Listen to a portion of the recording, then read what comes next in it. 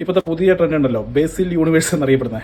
അതായത് ഒരാൾക്ക് കൈ കൊടുക്കാനായിട്ട് പോകുമ്പോൾ അദ്ദേഹം അത് കാണാതെ മറ്റൊരാൾക്ക് കൈ കൊടുക്കുകയും നമ്മളിങ്ങനെ ചമ്മി നിൽക്കുന്നതുമായിട്ടുള്ള ഒരു ഒരു പരിപാടിയാണ്. അതാണ് ഈ ബേസിൽ യൂണിവേഴ്സ് കൈ കൊടുക്കൽ എന്ന് പറയുന്നത്.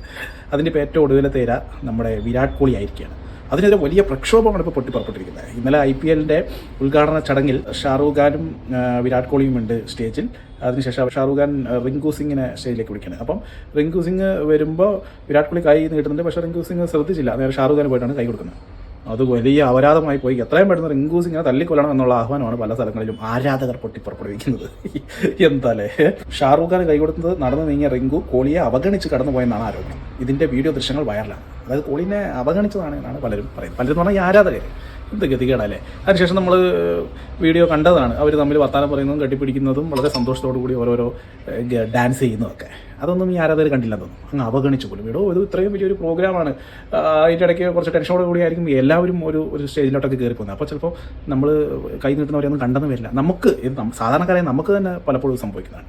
അതൊക്കെ ഇങ്ങനെ പൊക്കി പിടിച്ച് ഇങ്ങനെ വിവാദമാക്കലാണ് കുറേ ഒരു പണിയില്ലാത്ത ആരാധകർ എന്ന് പറയുന്നവരുടെ ഹോബി.